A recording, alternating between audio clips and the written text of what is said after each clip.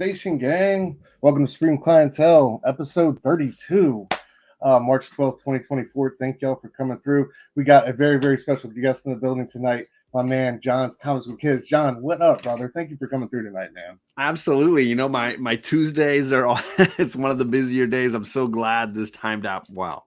Yeah, absolutely. I know you're usually doing Omni, so I know you got a break in the schedule. I appreciate you making room for us. Absolutely, man.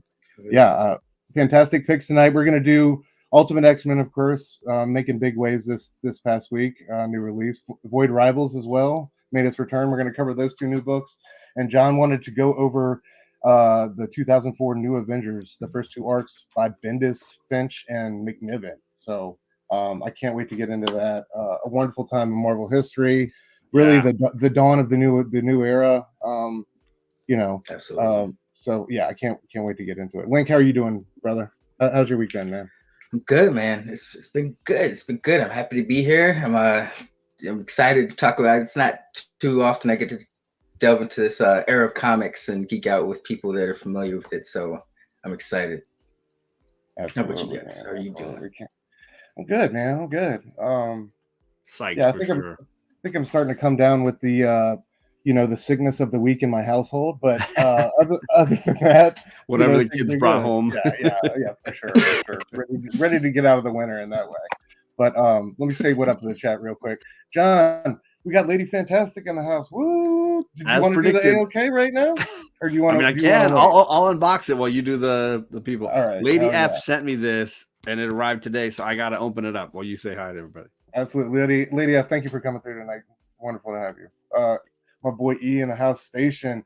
E over there on 9-Panel Grid on YouTube just dropped his first new pull video added to the pull list. I'm sorry, I'm misquoting the title. Forgive me.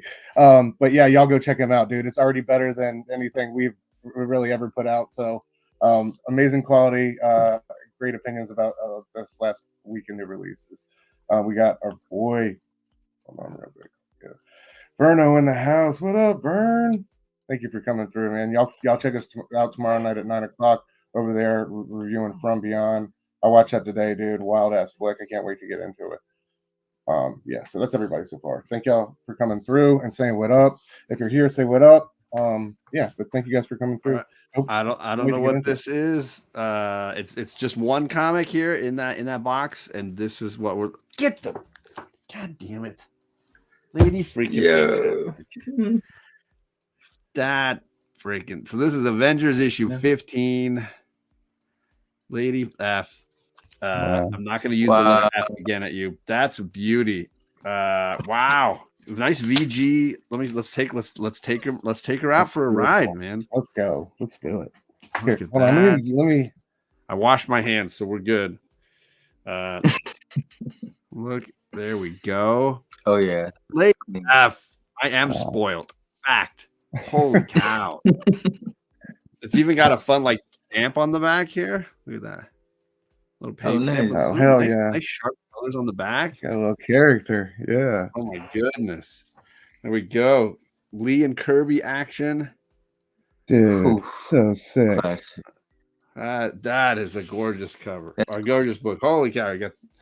There's your Zemo right off the bat. He's getting in there. Holy cow! Oh, I love Zemo so much. That means I'm really pushing at. I'm going to WonderCon here in a couple of weeks. I got to get the last book in the first 20 that I'm missing. So that's gonna be my priority. Oh, Lady F. Oh yeah, dude. Wonderful. Dang. Yeah, Station Lady F. That was awesome. Lady F. That above and beyond. Holy cow! I'm gonna grab a nice Mylar real quick. Heard that. Brother Joe in the house. Brother Joe Station. Love you, man. Hope you had a great birthday. Good time at the con. All right. Yeah, let's I guess let's start it off with the new comics of the week. Ooh, check out this comic book. Ooh, are these new? Yeah. We're gonna start with Ultimate X-Men #1, man. Peach Momoko's much awaited, much anticipated debut on the title. Just general expectations going into this one, guys. What were they? Were they met? Did it impress you? Did it not impress you? I had I was just kind of managing my expectations with this one. I wasn't expecting a lot. I really like the personal horror kind of story vibe that we got. I think she kept it right in her lane and her wheelhouse and really wrote and drew to her strengths. And I thought that came through. But I enjoyed it. It wasn't as good as as Black Panther and Spider-Man to me, but regardless, I think it's another solid addition to the Ultimate Universe, and I think it's definitely got legs like moving forward. But John, I'll ask you, how do you feel? Expectations and overall feelings on this? I would say my expectations were pretty like middle of the road. I didn't love Demon Days, which was the previous Peach Momoko Marvel entry. I do like her art style. I'm not a hater on her art style. I think it's certainly unique, like a trad. I liken it to Trad Moore, or even a Bill Sienkiewicz when he was on New Mutants. I think it was something very startling for a lot of fans who weren't kind of ready. So art style doesn't bother me. I think it's more just how, is she ready as a storyteller for like an ongoing series?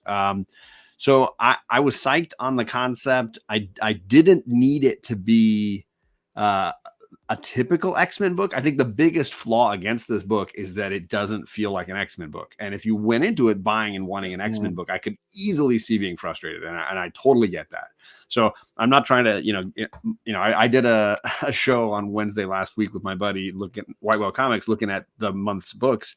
And he was like, yeah, don't call it Ultimate X-Men. And it's a great point. Like it's not a team X-Men book. There's no Mansion. There's no Professor. There's no battling Magneto, whatever. In fact, there's really only arguably 2 superpowered characters in the whole book. And one of them is kept kind of, in the shadows. Yeah. So I'm okay with it. Like it worked for what it was. I was emotionally invested. I think she did a great job with the characters. So for me, like going in, I just try to temper myself as like, this is going to be what it is. Let me just take it at face value. Yeah, fair enough. I think, I think you make a great point about Sienkiewicz and the art style though. But and also like it definitely doesn't feel like an X-Men book at all. And it's curious that it's kind of set in Japan. And I wonder if if it's going to stay over there or what the setting's going to remain. Or how do you get from a single character personal narrative to a team book? Because I mean, if you're calling it Ultimate X-Men, it's gonna have to get to that place. So I'm curious how they get there. Right. That's interesting to me. Yeah, absolutely. Real quick in the chat before Lynk you go. What up, Mark? Thanks for coming through. Mark in the house. He says, "Peach, I'm out." No, man, it's not. I didn't think it was that bad. Ninja, it won't let me watch. Oh no, I don't know what that means, but I hope you're with us, Ninja. Thank you for coming through, regardless. Link, go ahead, brother. Sorry to interrupt. You guys have pretty much said it best. I tried to, like you said, temper my expectations going into this. I was a little iffy about them choosing Peach for this, but I'm trying to be I was trying to go into it being optimistic. Like someone somewhere higher up was like, yeah, this is the book for her. So someone saw something. Doesn't feel like an X-Men book though, and not that it's a bad thing. I'm not trying to hold that against it, but you make a good point, John. Like if you're going into this looking for an X-Men book, which you should because it says X-Men. Yeah.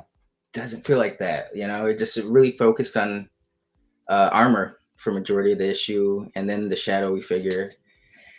And I'm gonna stick with it, but it wasn't bad. It was the weakest of the 3 launches, but I liked it enough to stick it out and see where it goes. Like I am curious, like John said, to see how it transitions into like the whole team dynamic and stuff. So it was solid not solid. It was a competent first issue. Yeah, go ahead, John. No, go ahead. You're good. I was just going to say, for me, I made the comment that it was my favorite of the 3 just because like the narrative worked more on an emotional level for me better than the others. I've been crapping on Ultimate Spider-Man though for about a month and a half. Like I do genuinely feel like if Mark Giacchetto if he wasn't drawing that book, I don't think it'd be half as interesting as it is. Like it's not the best Hickman stuff, and it still feels like it's the J. Jonah Jameson comic and not the Peter Parker comic. I mean, like way too much time with that guy in a bar than I think I really wanted. Versus this, it was very in tune with the character of Armor, and I felt like I was very much emotionally caught up and invested in her plight. Now, the biggest flaw is exactly what Lynk is saying, which is it's not what I wanted from it. You know, I could easily see people buying it and saying like, I wanted an X-Men book and I didn't get it. And on that level, Mark is totally right. Like it's a fail. Like if that's what you wanted to do is use this marquee name and sell that book, you blew it. But I felt like I got exactly what I wanted out of it. Personally, it worked. Yeah, absolutely. Just in response to that, what was Mark saying? Marvel was more worried about reaching manga readers than making a good X-Men book. The question is, did it succeed in that market where, you know, to those fans, you know, whether it sold enough issues is different, but did it sell to the manga fans? That'd be an interesting question. Yeah, that would be. Absolutely. Yeah. Sal said it feels like it's going to be a slow build to a team. We'll get Maystorm next issue. I'm not familiar with Maystorm, and I'm barely familiar with Armor. What's y'all's background with Armor? Are you very familiar? How familiar are you? Yeah, I love the astonishing run by Whedon and Cassidy. You know, that's where she would debut. So I'm super familiar with her. It was weird because at one point, like, she was supposed to be like the next Kitty Jubilee character, but then it's like other writers were trying to push this Pixie character at the time. So it's like she kind of got left behind, but she's still always been around Armor. But I've always been familiar with Armor. Maystorm, I'm pretty sure. I think that's a new character that Peach created for the series. I thought so, but she looks like another Storm. And this is the one we have on probably these variants or whatever. Correct. Yeah. Yep. Okay. That's the cover I got. Wasn't Armor in the Jason Aaron Wolverine and the X-Men run for a bit? They've used her a bunch, but Lynk is right. Her first appearance is in the Astonishing that Whedon did. I think it was issue 4 or something. And great character.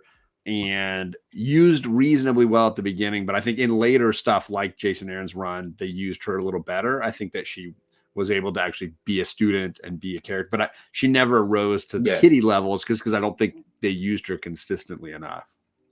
No, I think there was a little spark there between her and Wolverine in terms of that type of style of relationship, though, if I recall. Right. Well, Wolverine was running the school. Up, yeah, for sure. Yeah. Absolutely. Fable's in the chat. Vern says Armor's awesome. Yep. The homie Fable. What's up, brother? Fable? Good to see you, my man. Thank you for coming through. Sal, what up? Thank y'all all for coming through. Love y'all. Appreciate y'all. All right, let's get into it. So we start off middle school graduation. She's obviously, you know, dealing with things, going through things. We don't know exactly what yet, but you know, and then she gets. And so is this like kind of her origin story? Is this like the first time she received? Honestly, the Ultimate Universe allows them to kind of like retell, reimagine. So this is her ultimate origin story. Correct. Yeah. Okay. Yeah. So she receives the mysterious amulet or whatever. The token from a boy. You know, and then like she finds out like this girl kind of got dared to do it, and you know, it just makes her feel more outcast and lonely. But I love the art style. I feel like the art gets better as we go on, especially when we get to the monster. Speaking of the Sentry, it reminds me a lot of the Void. It like the early stages of it. But I just enjoy. I thought the art got stronger and stronger as the book went on. Yeah, for sure. I guess when the stakes got higher. Yeah, there's the dope little. I love that. I love the design. So good. Of that. Very, yeah.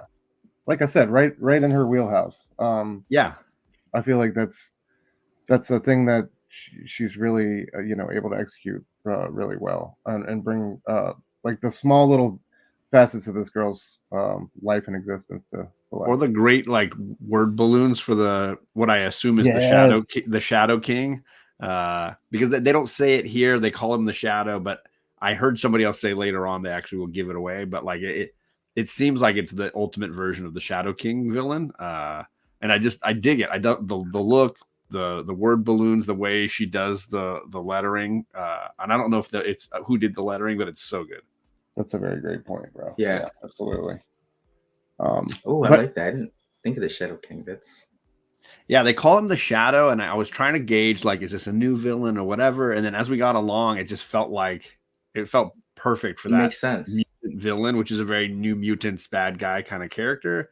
And then somebody says that maybe they spoiled it in a previews magazine where they like mentioned it like on the cover or something that it may end up actually being the Shadow. I don't want to spoil it. I don't know for sure. I don't read that stuff. But on this issue, I came away feeling like it was an ultimate version of that villain. Yeah, I can definitely say it makes a lot of sense, especially like the mind games he's playing with Hisako throughout the issue. You know, feeding off those negative emotions, right? Yeah, that'd be cool. It kind of mirrors. The more I think about the Sienkiewicz thing, it mirrors that New Mutants, like the Demon Bear, like Right. with the story with Danny and Yeah. that first issue and how it started out, and it kind of was like following her journey. I don't know. I feel like it's got elements of that here. Yeah, that'd be a great place to start, I think, for a book from Peach of like getting a New Mutants group together, right? Yeah, absolutely, totally. But here's the where we start to figure out what's wrong. Like her friend has committed suicide. He's been bullied, basically, and he hung himself. This is when we see the beam. I love the eye. How like we get the eye creepy. first. Yeah, dude. It looks like something out of like Where the Wild Things Are almost. It's got this like children's book-esque like vibe to it, but it's still haunting and terrifying at the same time. It gave me also like Hayao Miyazaki like anime vibes. Like I don't know if you've seen like Howl's Moving Castle or Totoro or any of those. Like it just gave me some of his style. He just won the Oscar again this last weekend for The Boy and the Heron. Heron. Yeah, it won Best Animated Film. Yeah, nice. So maybe that was in my brain when I read it. E said Armor had a cool. I'm sorry. She had a cool little mini with Wolverine written by Brian Wood. I'm gonna have to check that out, man. I'm stuck in a simulation made by Quentin Quire. Yeah, I love. Quentin Wolverine in armor, and I got to check this out. Right? That sounds good. He coming through with the deep cuts. If it is Shadow King, that's awesome. Great villain. And just says I'm gonna have to check this one out. Yeah. I think you'll like it, Ninja. Yeah, absolutely. Yeah, especially since that, manga and anime is, if you lean that way, like we were talking about earlier, I definitely think it lends itself to that fan base for sure. Totally, they're trying to get a piece of that. I'm so glad you blew up, or at least like have that panel of him like hanging that low angle, dude, in so the face. Good. And it gives me vibes of like all those Asian horror movies I've watched over. It just has that dull expression. It's just it's so great, man. Yeah, one of my favorite pages. Legion, like Mark, come on, man. Look at that panel, man. Come on, go back one. Like, look at that panel. It's so freaking good. that creeps me out. That's like Sixth Sense when you turn around and then there's a dead body hanging in your school. Job, bro. I agree. But I mean, I get it. It's not for everybody, but that panel, I get that the like very childlike faces, the normal humans aren't maybe for everybody, but like go back to he wants to go. He's like, we get into it. I mean, I get like this stuff maybe doesn't work as well, but like the monster, so freaking good. The low angle of the like hunger, it's just so freaking. We grew up in the '90s, man. We're used to no backgrounds. It's all good.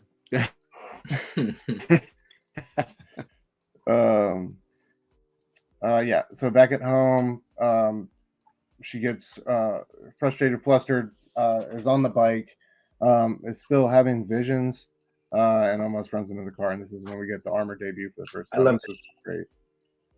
Go ahead, bro. I thought it was cool. It seems like like it's this armor or the way her power manifests in the Ultimate Universe so far seems like a subconscious reaction thing, and it it was like waving at her and shit like that. In the other comics, it's usually just armor, around her. It's not really like an animated thing almost, or sentient. I know it's not sentient, but I thought that was like a cool little touch, like she's scared, but like her armor form was like protecting her. So I thought that was really cool. Yeah, absolutely. Yeah, a great page. I love this one. Yeah, and I love that was like the exchange right there. She's looking over. It's like a Baymax moment, right? Some Big Heroes. Exactly. Big Hero 6. I was just about to say that. Absolutely. Yep. For sure. Chocos, what up? I think this X-Men book is directed to kids, but kids love manga. Absolutely. There's definitely young adult, marketing and leaning in here. Totally. And just adults love manga too. Yeah, absolutely. The perspective, Mark said, the perspective on the face is great for sure. The monster the page before is a joke. Come on, man. Disagree. I love that. Disagree, bro. I love it. I don't. I don't. It's very abstract. No, it freaked me out. That eye, the like bloodshot eye. Yeah, love it. I love it. Yeah, absolutely. Oh. Yeah, but she has another encounter where with the I guess what are we calling it? The Shadow. The Shadow or the Shadow King, if you want. Yeah. He's got her diploma. Oh man. Hunter again, and then we get a nice little show down. So yeah, good. Just beautiful. I love like the strands of hair looking like it's like it's oozing off of her, like melting away. That does remind me of like Miyazaki stuff. If you've ever seen Princess Mononoke, there's like this goo in there that's kind of like what the creature's substance reminds me of. Sure. Dope. Yeah. Great movie. Yeah, great movie. Yeah, but I love how armor looks. I just love the red and just the whole look and design of it, the shoulders and everything. But yeah, this thing tries to like gack out goo on, and it bounces right off. Great scene there with armor kind of grabbing it by the neck. Yeah. Squeezing it with the eye bulging. So good, man. So right. Good. And then it pops. Yeah. So where do we go from here? I'm trying to remember what happened at the end of the issue. Kind of just She's left kind of like stuck in between the armor and the monster, kind of deciding what to, because she can't even decide if she wants this burden, this new power. Yeah, and still while mourning the loss of her best friend who just killed himself. Oh, I forgot. So the monster tells her, "Yeah, you might be popping my head right now, but it's too late. My evil, I've already infected somebody else." And then she gets out of this situation and finds out that her friend's teacher has hung himself and killed himself. Right. The one that used to allow the kid to get bullied. Supposed to. I forget. So so that's so she's I don't know. She's definitely between a rock and a hard place. A lot of things going on. But overall, not bad. Definitely gonna check out number 2, but I think we get some of the Ultimate Universe. Quick question: when she almost got hit by the car and her power manifested, was that like her first time her powers manifested? I think it's here, right? That's how I took it. Yeah. Yeah, I think it's the first time we saw it. Didn't really have like a reaction to it, like. I mean, not a crazy reaction. Just kind of like went home and was like, Yeah. I mean, she doesn't like she does like stagger. She looks at it, it waves at her, she's like stunned, and then she just jumps on her bike and bolts. Yeah, and I love like later. Yeah, probably. I think she's. I don't know. Probably just still in shock on a number of levels. But I love later when she bikes by, like you hear some random citizen like, "Yeah, I heard he was drunk" or something like that, talking about the car crash. Oh yeah. All right. So that was Ultimate X-Men. All right, moving on. Void Rivals number 7 finally returned after a few months hiatus. General thoughts. To me, this is now Transformers is great. It's fantastic, but I've really loved and enjoyed this series. The fact that it didn't really have that IP to stand on, it kind of had to create its own thing. I think it's been really great character development, really great world building. I think Felici has done a killer job in the art. And each issue has just been gaining momentum and getting better and better, man. I've really enjoyed this series. It's been like, Transformers is another level of comic book, I think. And I'm a little bit worried about what happens when Daniel Warren Johnson leaves, but not that worried. But at the same time, like, I have faith that this is going to be like a steady ship, and I think this is going to be a very consistent book. That's really not going to go anywhere for the foreseeable future. But Link, I'll start with you this time, bro. What are your thoughts on Void Rivals just coming into issue 7? Real quick. I'm like you. I've been enjoying this series. Like you make good points about it. It kind of had to forge its own. It didn't have the IP to really stand on. It's connected, but no one familiar is really in this book. But the fact that I've come to I can recognize someone visually, but I can be so bad with characters' names in books sometimes, even if I read it on a regular basis. I cannot. In fact, I still remember Iraq and Salila's name. I think that it's a testament. That's amazing, to this dude. book. Yeah. But this issue wasn't bad, but I found myself thinking that was it. It was short. It was short. It wasn't bad. They set some things up, but it was a little stagnant. It wasn't bad though. It was a little, maybe not my expectations were somewhere else, but it was a fine issue. I enjoyed it overall, but I was kind of shocked. It was flipping back and forth. Did I miss something? But it was just breeze by. Maybe that's a good thing. Yeah, no, it was quick. Real quick. Mark loves Legion. Fire. Fable says Void is great. Proximus was legit scary. Not that I did like Proximus, yeah. You're consistent of nothing else, brother. I'll give you that. Right. Chat, what up, bro? Thank you for coming through. Love to see you in the chat. John, your thoughts coming into Void number 7. I know you were just getting around to this. Haven't you just got this one knocked out recently? Yeah, so I'm trying to keep up on all the Energon stuff, mostly just because I like being involved in the conversations. I will say I'm not passionate about any of the books. I'm entertained by several of them. There's no bad ones where I'm just like, oh, this book is horrible. I'm just pushing my way through it. But some I've been more entertained, I think, by Duke than most of them. I think Duke has been an interesting twist on G.I. Joe mythos. Cobra Commander is probably my least favorite. Transformers is always entertaining, but I don't have the same love for it. I'm not invested in the universe, and I don't know that Daniel Warren Johnson wants to slow down and hook me up emotionally with these characters. He just wants to blast through action, and I get it, and it's entertaining. But I find myself feeling very emotionless reading Transformers. I think it's entertaining, and I'm always like, oh, that was cool, or that was cool, that was cool. But I'm never oh, I'm so passionate, I gotta read Transformers. I'm always just oh, cool. This book at least gives me a lot of originality. This book gives a lot of creativity. And that's definitely why I was excited that it was returning. But great point from Lynk about the speed of it, because I do feel like this issue is incredibly fast and ultimately is just a, hey, remember where we left off kind of an issue. You don't get a lot of new material as far as the story progression. What they do is remind you where we left off and flesh out hey, remember that villain we told you was coming? He's still coming. Here he is. He's coming. He's not engaged in the story yet. We're just ramping him up. And remember our heroes? Here's where they are. Remember them? It's a catch-up book in that regard, and not a great issue of the 7 we've had so far. But definitely works in the sense that, you want to be able to get new readers on board when you're restarting. Yeah, absolutely. I think when it's all said and done, it's going to have one of those character galleries, on the level of Saga or Descender. You know what I mean? Where it's just this giant space epic, and we got all these characters that people love. That's a great comparison. Yeah.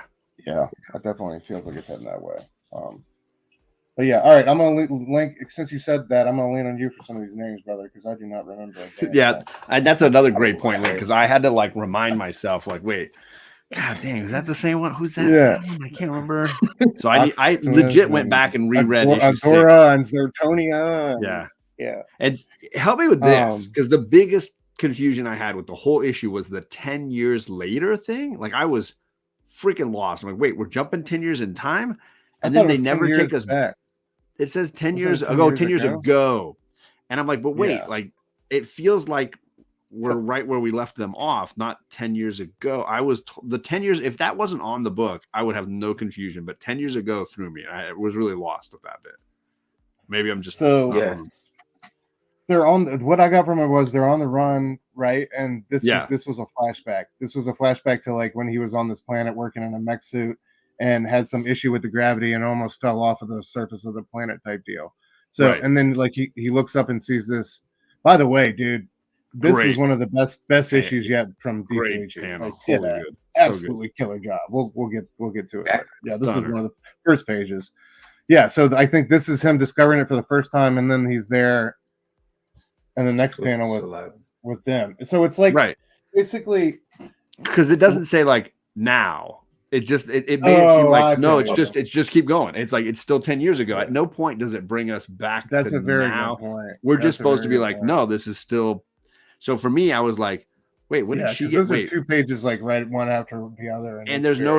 It doesn't like pause you to remind. So I like, just did she just walk over to him or something? I just let it go at the moment, but at the as I was reading it, I was like, wait. I feel you. Yeah. When are we now?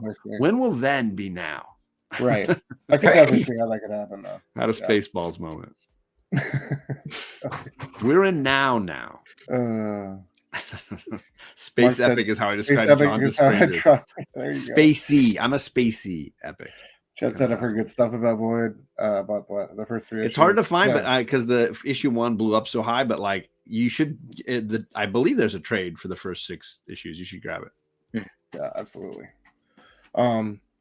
So yeah, he's here, and this thing like works like a giant current, right? If you catch it, it can help like cut their journey in half or a third or something like that. But it's also incredibly dangerous. They don't know if their suits can only take so much of the, I guess, like the radiation or the trip before they're they talk a lot about what the gravity is like in this environment and how it affects people.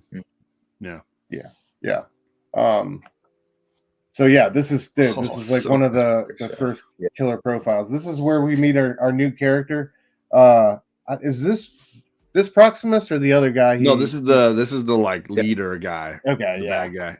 So he's talking to, I guess, Proximus or whatever, who looks like the spoiled kid on his iPad there, but he's really the green image is what he actually is, but the red is the programmed version in his mind, right? Yeah, absolutely. He's having really cool design. The character, and to Mark's point, like this is definitely a character rollout, and I dig that, and I like that they took the time for it, because he is obviously the highlight of this book for sure. This particular book and this issue, I mean. Yeah, absolutely, he kills it. Rogue in the house, Rogue Station, bro.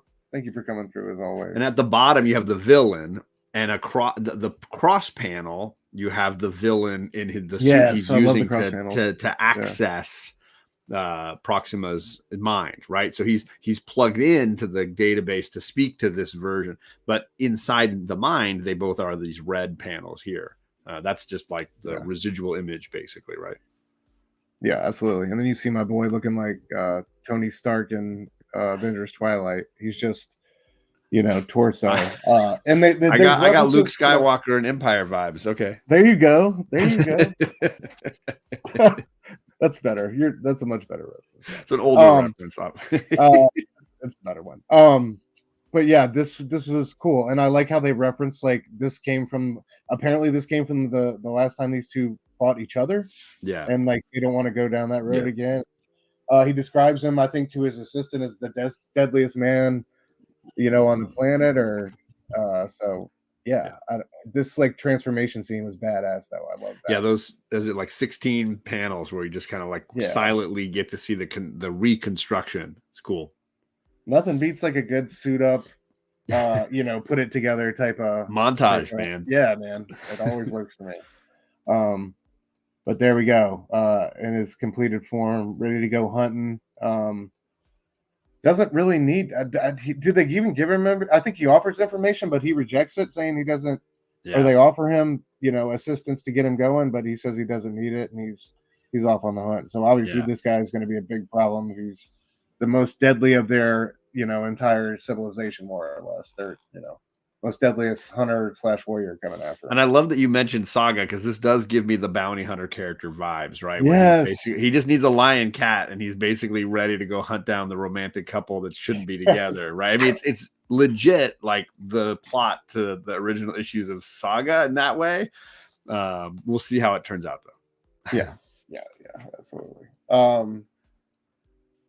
But yeah, so we're back here. These two are camped out on the surface of this planet, and we figure out that Homegirl's got a little device, and she's communicating back with like the sisterhood that she's was raised by and was a member of, and still obviously has some loyalty to. So, and Homeboy sees it; he knows what's going on.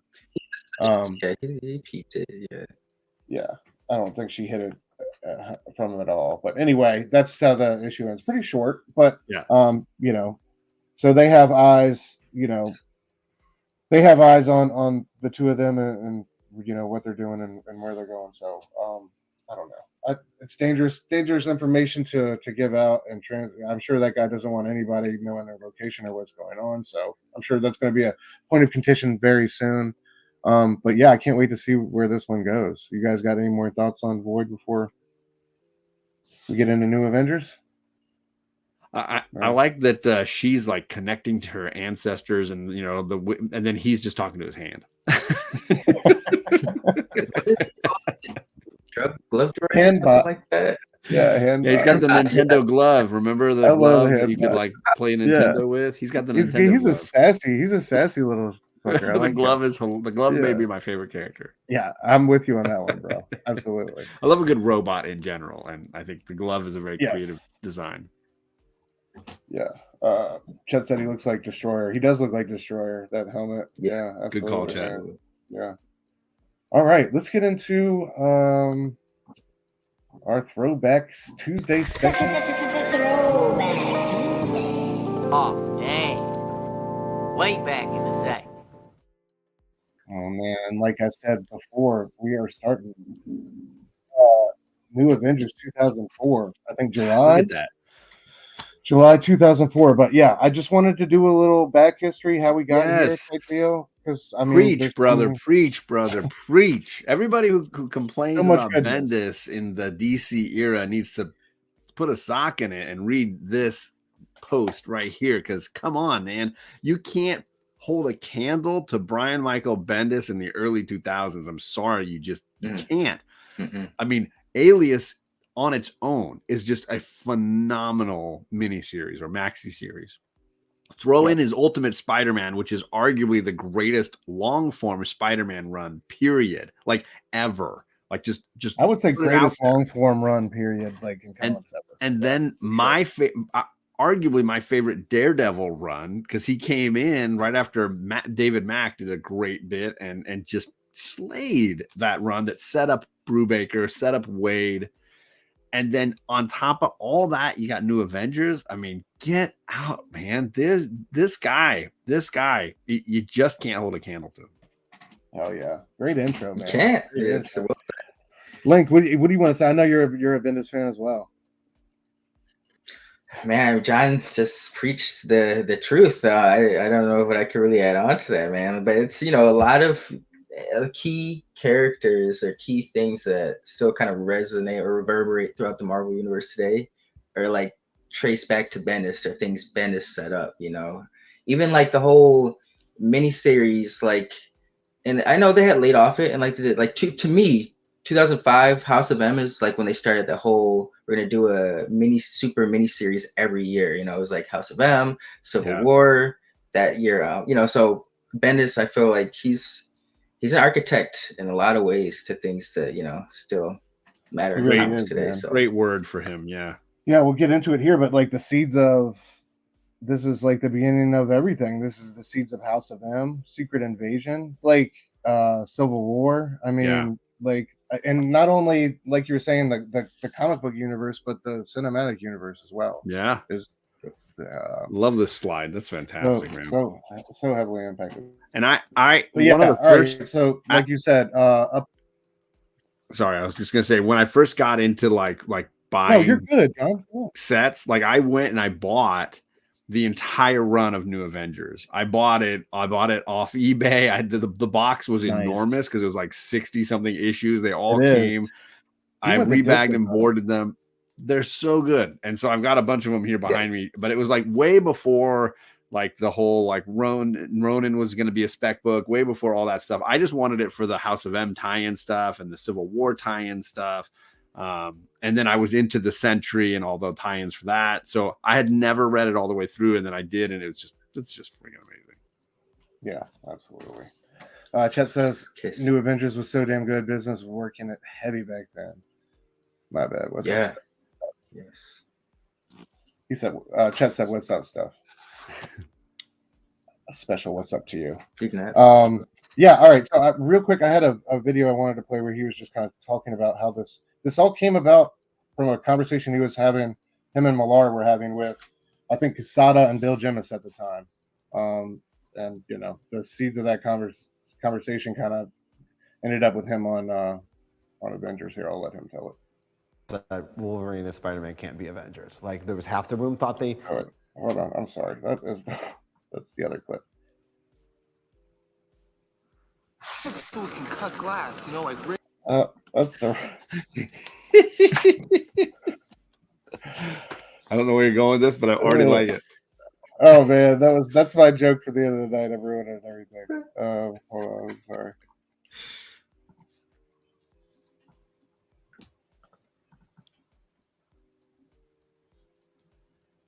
Give me 1 second, guys. My bad.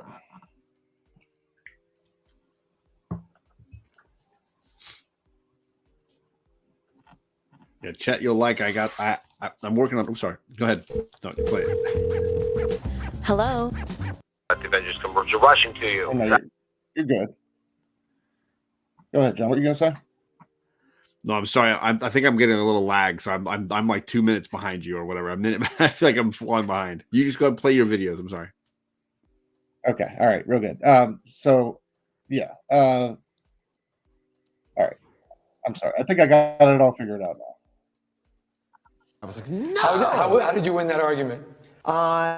It was a funny day because it was actually Mark Miller had started the conversation. He was there with us in his Scottish brogue where I can say one thing, he'll say the exact same thing, but he said it with a Scottish accent and I said it with a Cleveland accent, so it sounded much smarter when he said it. So even though we were both talking about this, he said, boy, you know, when I was a kid, I used to love the Justice League because you can get all the great characters for 10 cents. Versus the only Batman for 10 cents, right? So why isn't the Avengers that? Why isn't it all of the like coolest, like the real, like by today's standards, not the 60s standards, by today's standards, who are the coolest characters in Marvel and why aren't they all on the Avengers, right? And then I said, like Spider-Man and Wolverine, and there were some editors who literally steam was coming out of their ears, like you sack, you know, sacrifice, you know, it was just terrible. And then I looked over at my publisher, and he literally had cartoon $signs in his eyes, so I knew. I think that's Bill Jemas. No, this was Dan Buckley, and it was one of the first times we really got to know each other. Like, I really didn't know him that well, but I looked over, and he was like, ka-ching, ooga, ooga, and then by the end of that day, me or Mark were going to be writing Avengers. Mark was already writing Ultimates, so he already had an Avengers book. And I was like, I was so scared of it, I had to do it. I literally was like all night. I said no like 3 times, and then I showed up to whatever we were doing that night, and I said to Joe, I said, yeah, I got to do it. Because I know we already knew you were doing it. We saw that look in your eye. We knew. Best part about that. I love that. Yeah, great story of how he got there. And like, you know, some guys were scared because he's like, you know, I'm going to get on there, and like he does so much damage in just one issue. So yeah, we'll get into it, but yeah, I thought an auspicious start. Here he is just talking about it. He wanted to follow up some of the John Byrne West Coast Avengers stuff where the Scarlet Witch had become unhinged by her powers. Big fan of that. Obviously that played into House of M in a big way, right? Yeah, absolutely. She's such a huge character. And he asked Marvel for a list of people he could kill straight up. The list came back. He said he remembers seeing Hawkeye on that list and being legitimately shocked. See both him and Vision. He showed it to Brubaker, and Brubaker said, "Dude, they're gonna kill you if you kill Hawkeye." And he still wanted to kind of do it. Scary and exciting. And of course, he did it, and he said all hell broke loose. I wasn't into comics at the time. So, Link, do you remember? Was it like huge backlash on him when this happened? My first, I was a little late, but maybe about a year. My first issue was issue 11, and I remember it was the Ronin issue. But House of M was just finishing up, and I loved House of M, and I kept hearing about New Avengers. So I was like, I loved House of M. Let me see what this Bendis guy is doing over New Avengers. So I ended up getting like the other 10 issues that Christmas break because I got it in like November, issue 11. And I just remember, like, I think it was like comic book resources. I would like surf like their message board sometimes, but yeah, people, I didn't understand it at the time. Like, I didn't see the big deal about it but yeah, people were not happy with Bendis. They thought he made a blasphemous act. But I feel Yeah, like it he paid had- off really well because, like, you get that issue. I think I got one of them behind me where it's like he goes to hunt Scarlet Witch down after House of M, and after he's come back, 26. and he finds her in this little village and realizes that like he can't hold on to that grief and that revenge lust, and that instead he's got to understand the human in the inside with their personal baggage. It's a great issue, and I think trusting a talent like Bendis to tell the story he wants to tell when he's really crushing it, you just got to like go with it, and I think it works. Even as a Hawkeye fan, like I think it works. It does. Yeah, I agree. Definitely. Absolutely. Yeah. So real quick, let's get into Avengers Disassembled. He takes over on issue 500, and my man wastes no time getting to work. Literally within the first couple of pages, they're hanging out at the mansion. Jack of Hearts shows up, half dead. They're like, "What's going on?" Who is that? Ant-Man goes out there, is trying to have a conversation. Yeah, and he kind of whispers, "I'm sorry" to him right before he detonates himself right there in the front lawn of Avengers Mansion. Kills Ant-Man, and this is like I think the beginning of what kind of sets She-Hulk off at the end of the issue. Right. So yeah, we go directly from there. We like this is. I'm not skipping pages here. We go directly to the UN where Tony Stark is addressing the UN, and is fine, but mid-speech goes off on this, of all people, this representative of Latveria, and just really tees off on him. Gets to the point of threatening his life, raises his arm up, his little repulsor ray is heating up. T'Challa, who stands in the way of this delegate and Iron Man and tells him to stand down. Like it's really rough. What did he say to Hank Pym? I think I blew it up here. Yeah, like he's walking off, and Hank Pym asking, notice that Scarlet Witch is right next to him on stage. By the way, I think that's curious. I think this is the other part about, and we'll get to this with Spider-Woman. There's these great little hints and like little seeds of the future that he puts, just like that you like reading, now like for the second, third, fourth time you can pick up on, but like you would never think twice of back then. It's great. But yeah, Tony asked him, "Don't you have a wife to beat?" Tony just being like, doesn't help he's wearing that, so it kind of had it coming. Yeah, definitely. But definitely like, a low moment for Tony. Wanda, curiously enough, again comes to check on him. He tells her that he feels drunk, and she's like, "Oh, Tony." At that moment, like he gets a notification about what happened at the mansion, and they all go over there. And Tony at this point, so that's why he's like, "I don't even drink. Like, why am I drunk right now? Like, why do I feel? Why I recognize this feeling? Why am I drunk?" So it's a lot of odd stuff's going on. Yeah, exactly. Sorry, bro. I forgot to mention that important detail. Yeah. He has no alcohol in his system. All right, so everybody's at Avenger Mansion, gathered on the front lawn, and a Quinjet approaches, and it's just doing a dive bomb straight at him. It explodes right there. Follows up another explosion right there on the front lawn of Avengers Mansion. I guess either end of the mansion or the mansion's destroyed. Like the entire property grounds are destroyed. Out steps Vision from the wreck. He was the one piloting the Quinjet. And he kind of has a similar moment that Jack of Hearts did. He's trying to fight some other control. Like, he's trying to get through what's going on. Like he's being controlled by something else. But at the same time, like, he's powerless. So he starts spitting out all these little baby Ultrons out of his mouth. And there's just chaos, dude. Everybody's going for it. Everybody's battling. Eventually, the Avengers are able to stop all these Ultrons. She-Hulk goes the best moment right here, dude, and fucking rips Vision in half. Yep. Just such a gnarly panel by David Finch. Just great stuff. A panel you never forget. Just one of those epic moments. Just going full on rage monster. Out of nowhere. Yeah. So Kree as if warships that show. wasn't enough, then the Kree warships show up. There's Right. a Kree attack, and this is when we lose Hawkeye. He sacrifices himself by kind of rocket packing up into one of the bigger ships and taking it out, like the mothership, and taking it out. Yeah, and that's how we lose Hawkeye.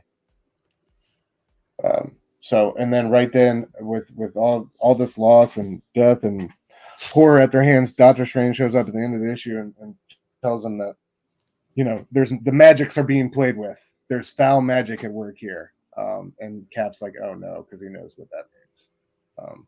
So, dude, just a killer issue. I don't know if this is still the first issue, but we see Scarlet Witch asking Agatha Harkness, why do people think I had 2 children? And like Agatha drops her cup of tea. So it's the beginning of Scarlet Witch becoming completely unhinged. You know what I love about this particular issue is visually he was setting up like his new Avengers with Finch. Visually he was setting up House of M with Oliver Coipel. I can't never pronounce his name, but that little scene with Wanda, that was even in here. So that was like a nice little like callback, to our setup, breadcrumb for things to come. Yeah. I love, dude. All right. I love Bendis for many things, but his voice with Spider-Man, he just nails that character. So, and I love this. Like, I love Spider-Man's humor throughout this run, but especially right here, when he's talking about, there's signs of like what the signs were with Wanda or whatever, and he's like, and she married a robot. And like everybody looks at him, he's like, no offense. He's like, I'm just saying, if I married a robot, y'all would talk about me behind my back. Like, it's such a funny moment at the end of all this. All this like horror. But yeah, it just continues through the next 3 issues. More death, more chaos being unleashed. I love the Magneto shows up eventually. Strange is able to kind of like subdue, I guess, Wanda, we'll say, but not like completely like, take away her power. It's kind of like he just knocks her out more or less. Brainwashes her kind of. Yeah. It's completely, that's part of the problem right here. It's completely ineffectual solution, but they're just at the same time, they were so lost. They were so racked with the loss of their teammates and everything that's just happened. They're kind of like, even Cap's kind of out of it. They're kind of leaderless. Magneto shows up and takes her away. And I love that, like, where he's flying off and somebody asks, where are you taking her? And he doesn't answer. He's just gone. But I love the last panel before we get into New Avengers with like everybody just truly disassembling, everybody going their own separate ways, flying off in different directions. So yeah, the team laid low, man, until of course we get into the New Avengers. Breakout. John, what made you choose this, just besides it like just being is there any particular part about this arc that you love or enjoy? Do you like the first arc more? Do you like this arc or the Sentry arc better? I can't separate them. It's a great question to ask, because I struggle. For me, like, I probably came at this as a Sentry fan first because I had read the Jay Lee mini and really thought he was an interesting character. And then somebody told me at some point, like, oh, didn't you see he was in the Avengers? I was like, what? No, I thought he was. And so then I go in and I read this series, and I read them probably in trades or whatever at that point. And I was just like, the little hint of Bob here in this first storyline, like the way they reintroduce him, I just freaking loved it. I was like, that's cool. And then I was like, wait, that's it? And then you get the second arc and you're like, oh crap, this is really cool. And all the cameos, I think that's the one. I think to the video you showed, like, Bendis crushed this concept of like how many great characters can we cram into one book? You know, cameos by Daredevil, cameos by great X characters. I mean, it's so many great uses of the Marvel universe, and that's what you want from a good Avengers book. Is you want the Marvel universe just like captured, you know, and the stakes are so high, right? Like Spider-Man breaks his arm in issue 1 or 2, like just like they messed him up. It's phenomenal. You're just like so suckered into this. Like you're just so wrapped into the chaos of like villains escaping, and you know they really put you in it and you feel it. Like when you're down there with Jessica and Matt Murdock and you're like drowning and you're like, how do we get out? This is crazy. Like, you know, you turn a corner and then there's this villain. You turn a corner and then there's that Hydro villain. Man. Yeah. Oh my god, so cool, so cool. Absolutely. Yeah, absolutely. Link, how about you, bro? Like, do you like Breakout or Sentry more? Do you favorite one? I know you're a Sentry fan.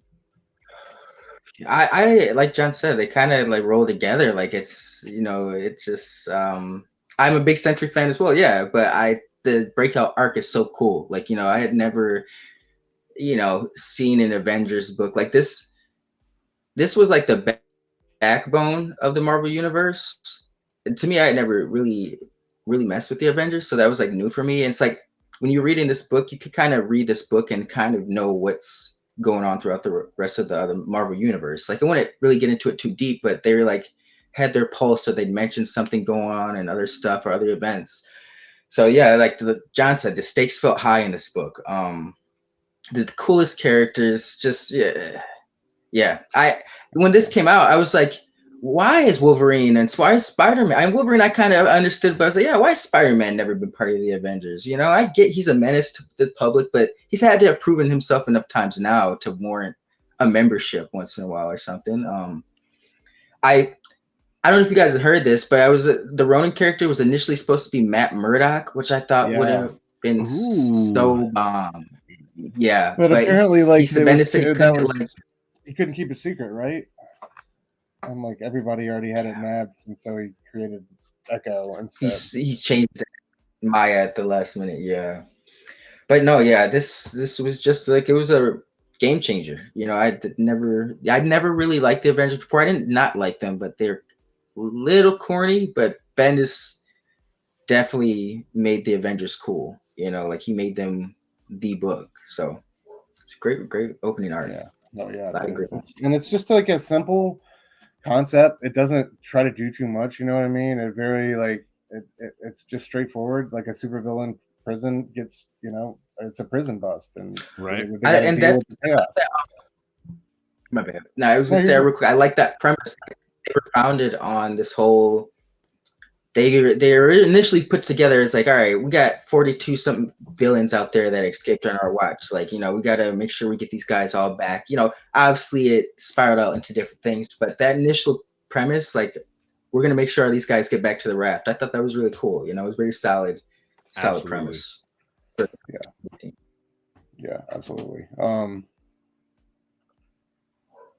Yeah. So we get. I like to like when they hop off the helicopter, whatever, to meet Jessica Drew or whatever, and they're like Spider-Woman, right? And she's like the first and the best. Like she just right off the bat, like that's her introduction. Real strong. And she's Skrull Queen at this point in time, right? Isn't she Skrull Queen in disguise or soon to be? They didn't. This wasn't revealed till much years later, but yes, she's supposed. I personally think that she wasn't intended to be the Skrull Queen. I don't Maybe think she was so supposed either. To be Yeah. Like he but just, yeah, retroactively. Like after the fact, yeah. Oh, look at that. Luke Cage, she's a Purple Man or whatever. Then the power goes out and we got a blast. So freaking cool. Also, sorry to start off the issue. It's Electro getting hired by this anonymous, shadowy figure, who just wants him to break out, and in the confusion, grab, one person. We find out later who that is. But yeah, power goes out in the city. So Spidey's on his way. And he disregards. Cap tells him to chill out and wait for reinforcements. And he tells Cap he wants to listen to her or whatever. I love how he keeps his humor even in this situation. He falls down in the pit. These supervillains are criming all over him. This one guy's like, "Remember me, ass," or whatever, and he was like, "Was it prom or something like that?" Like it's so great how he's making jokes. Always a smart ass. Always a smart ass or something like that. And then he breaks his arm. Oh God, such a brutal moment. There. Oh yeah. And we're down there with Foggy. Great page right there from Finch with Carnage showing up behind him. This is what John was talking about, man. It's just one Mr. Hyde. It's one villain after another. I think Hydro Man shows up in one of these ones.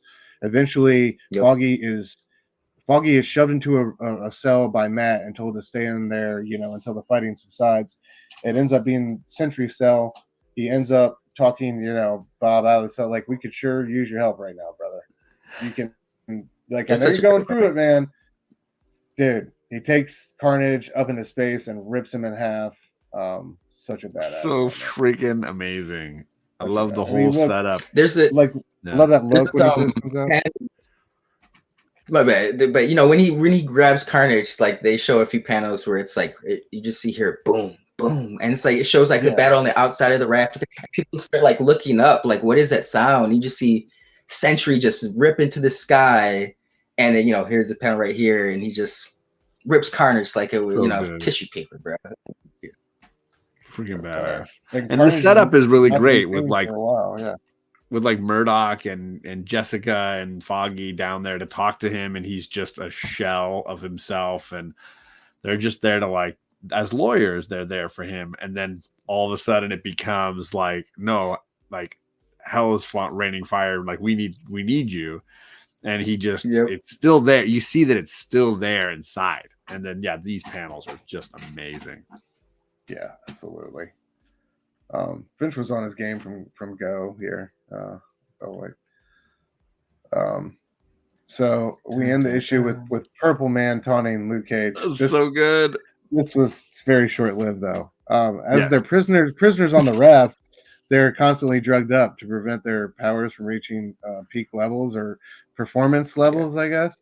So as he's taunting Luke Cage, he's like, "Hey, Luke, I want you to murder all your friends and beat them to death or whatever." Luke Cage like explains to him that his powers aren't working.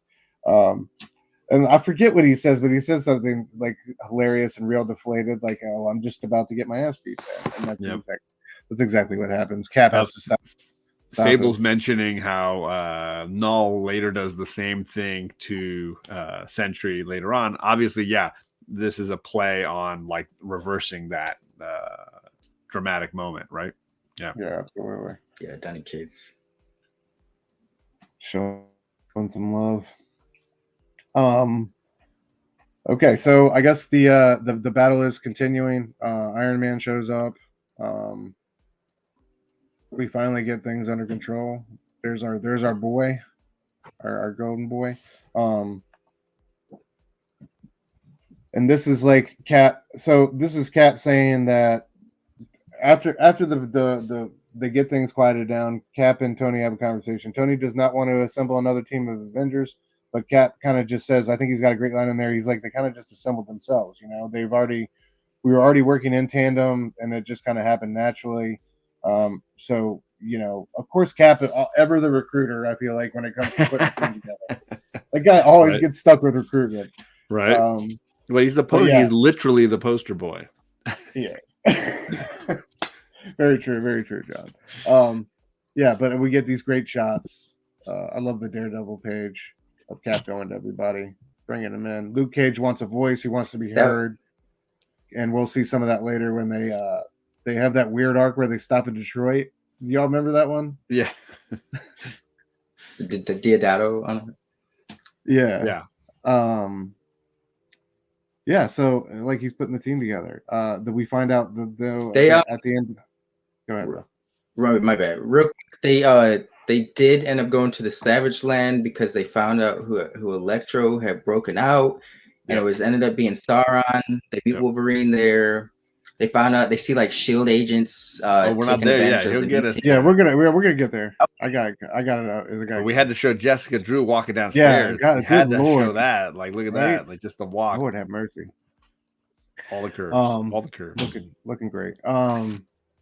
But yeah, here we go. We find out. I love Spidey too. He finds out it's Electro. He's like, "Oh, it's one of my bad guys. I knew somehow this would be my fault."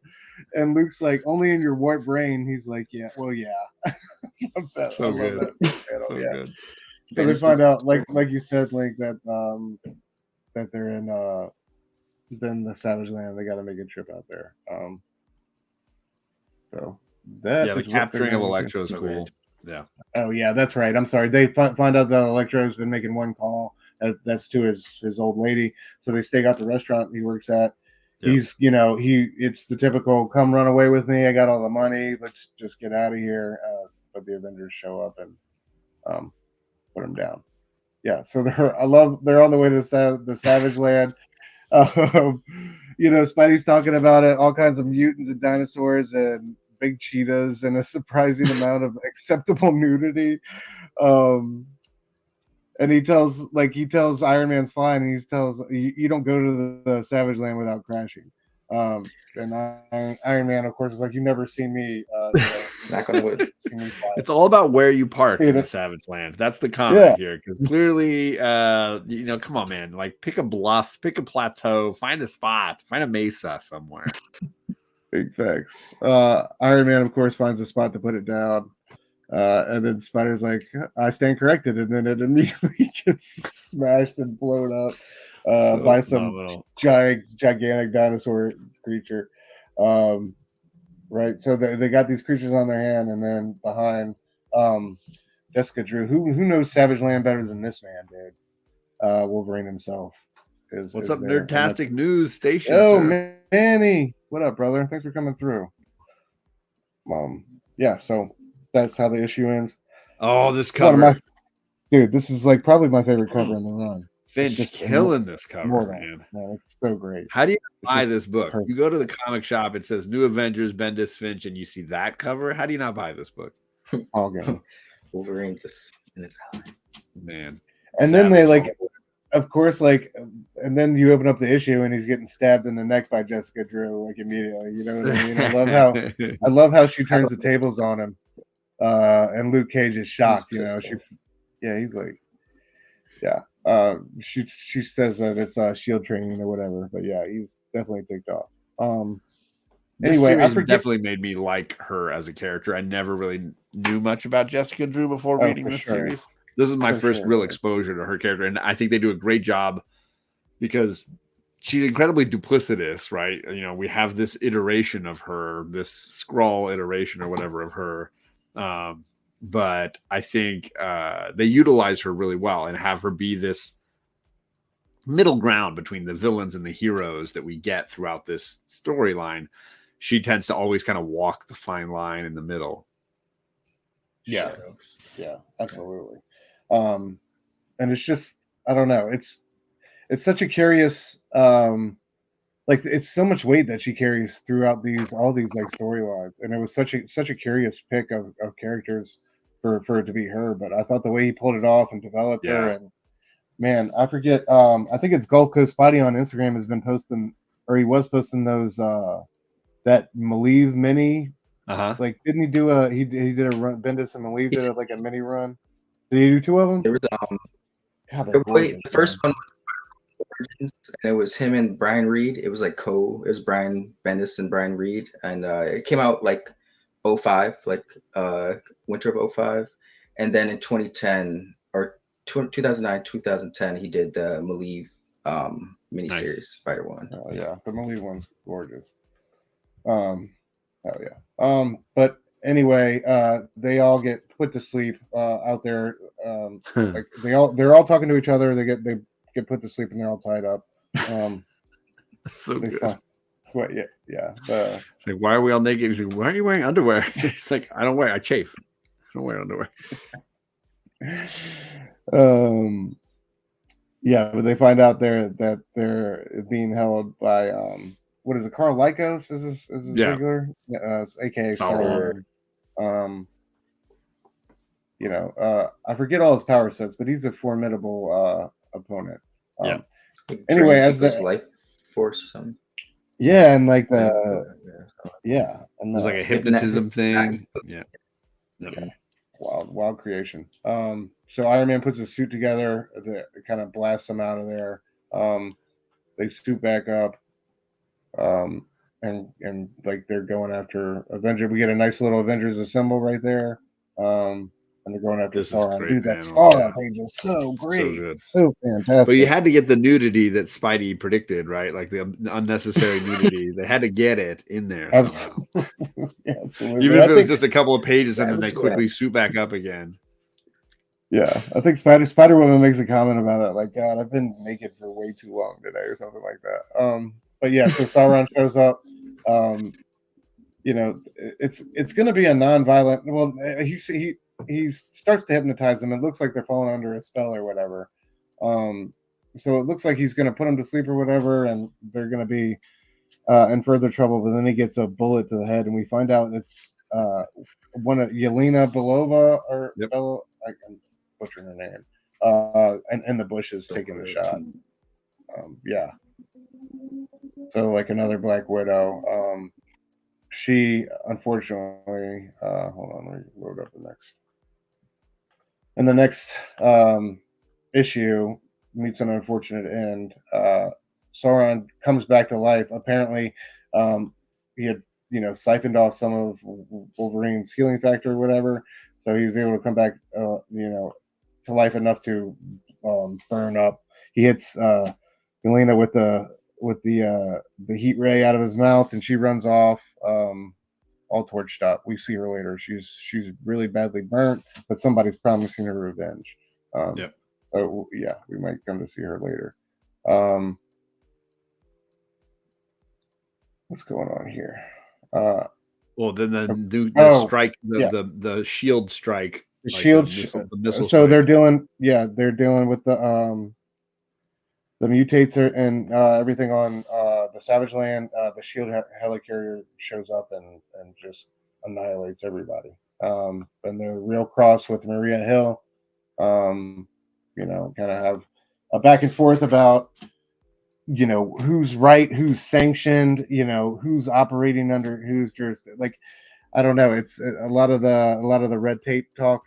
Did she ask? She's not too happy about these Avengers because they're not under her purview. And they're kind of at odds with Shield.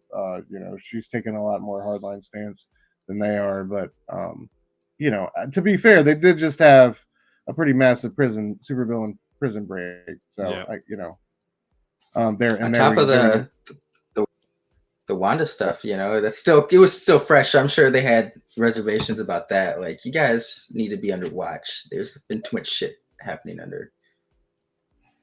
Yeah, and I love Iron Man campaigning for Wolverine at the end of the issue.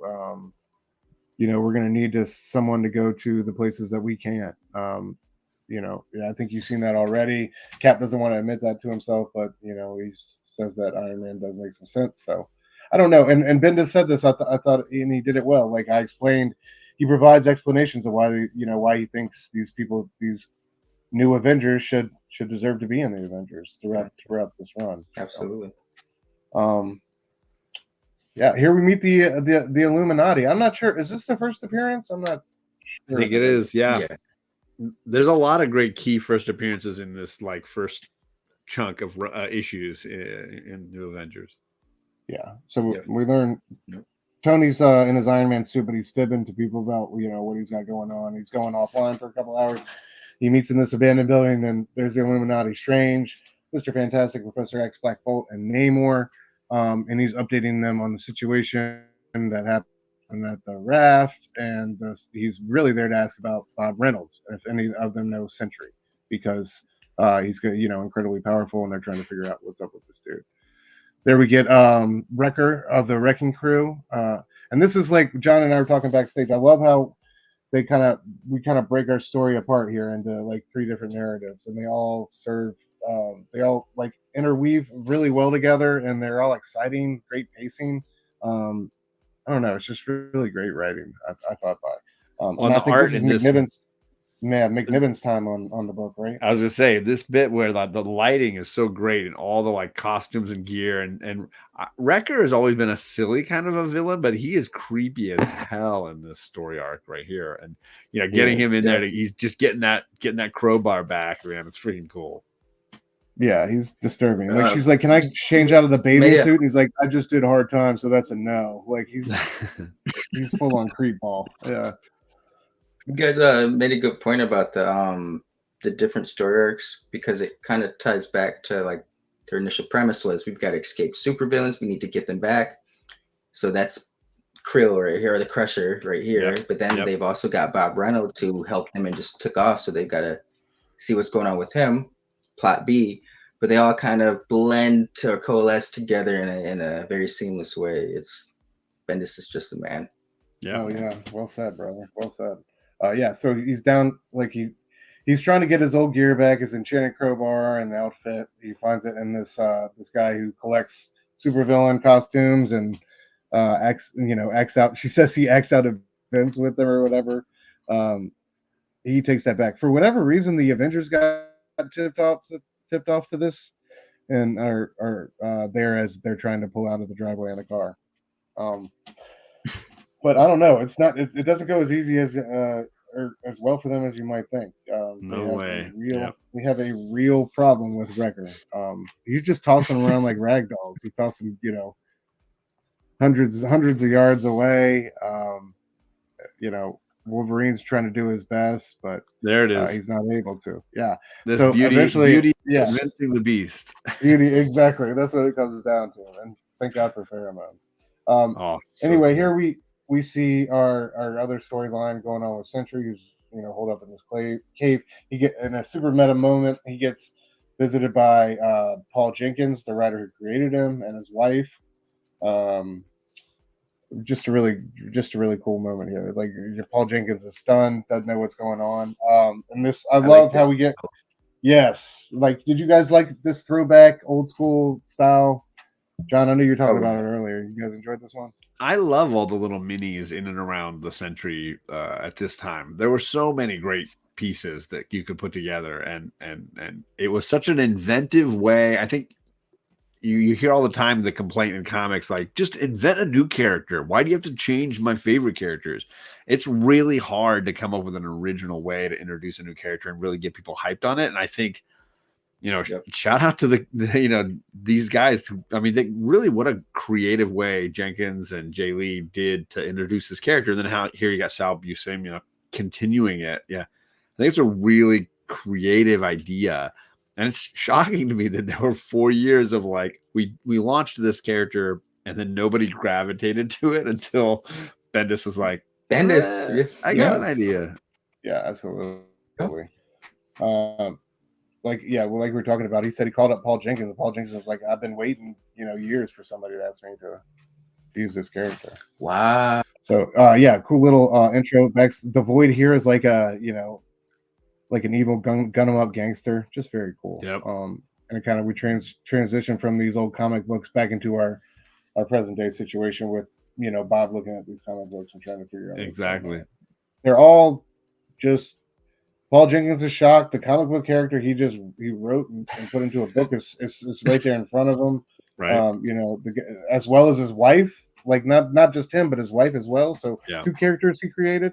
Then they're just all trying to figure out, what's going on with him, and that's obviously going to take more work than they have on hand, and they're going to have to lean on the telepath. So real quick, I appreciated that panel where Tony is talking to Logan. It was just a brief exchange, but Logan's kind of like not feeling. He's like, yeah, I got a lot of stuff going on, and he they don't name it, but they reference the enemy of the state. Enemy of the state, yeah. So that was cool. We just covered it, so I thought that was a nice little touch. I was like, that was just really cool. Like, perfect way of me saying like Bendis having his pulse and other big things going on in the Marvel universe, but you not having to read those, but he would still reference it in a way. I didn't even know that was the timing, because I finally read Enemy of the State for the first time last year, and I didn't realize where it fit in. That's kind of cool. Thank you, Steph, for letting me know that, because that's cool to know how that pieced in. I love that story. That's a great book. Yeah, it is. yeah. It's One of the shouting out best. his buddy Malar. Yeah, definitely. Yeah. But yeah, Logan's like, I'd rather not relive it. Yeah. Tony's like, yeah, I heard you kind of went crazy and killed everybody. So Kind of. All right, so yeah, here we are back dealing with Wrecker. Like John said, it's Spider-Woman to the rescue. She releases these pheromones. I'm sorry I didn't include all the pages, John, but yeah, she There's releases so many these, good ones. she releases these pheromones that kind of like stupefy. Firstly, you don't need any more panels. That top far one over there is the panel. You can see the pheromones. They're on the screen, my friend. They're right there. Don't choke on your drink. Those are the pheromones right there. You got me, bro. Amen, brother. Amen. Yeah. I mean, like legit, like there's so many covers in this run, Finch, Niven, whatever, that like capture like the booty of Jessica Drew, the assets, and just that's the art. The art is just drawing out the pheromones. That's amazing. You can smell it coming off the book. But it is one of the best jokes because it's now what are we in issue 8 when they finally pay off that punchline, you know, when like she reveals to the group of them like I have this ability, and like Luke, Spider-Man, Wolverine, they're all just like, oh my god, this explains so much. It's such a great scene. Luke's got to be like, yeah, I knew I loved my wife or something like that. Yeah. Luke and Spider-Man are both like, I'm married. Like I love my wife. I love my wife. Yeah. You know, Logan's just like, I'm down. Yeah. Yeah. Chad says Spider-Man is the best piece from there. That's the quote of that. That's so great. All right, so yeah, but they're able to. I don't know if I have more of the fight. Okay. Oh yeah, here we are. It jumps back and forth, like you're saying, the split area. Yeah. She distracts him enough that Logan jumps in and cuts him down. Cuts him up, and then he's kind of down, and then like Luke Cage has the badass moment where he gets a crowbar and handles. And it. this is the sequence. Yeah, there it is. And it's funny because like you get that like this full panel of like talk, and then you get silence where she lowers her head to the ground, like I'm sorry, and they're all just staring at her, and then they all jump in that third panel, and they're just like, and they're like, I knew something was on. What the heck? And then of course you get the booty at the bottom to let us into the next more cake. So if you didn't have enough cake already. And again, you shouted it out, but Emma Frost really like. I think before we went live, you were talking about Emma. Great cameo, great usage of a character like Emma in this. Absolutely. Yeah, I mean Emma to the rescue, really. Dude, killer. There it is. Wow. Killer scene with we got Bob kind of in the house just being paranoid as hell. Emma kind of shows up in his mind's eye or whatever, and she's like, you know, why don't you come outside real quick? He comes outside. You got the entire like, you know, it's the Marvel universe. Marvel heroes, really. Yeah.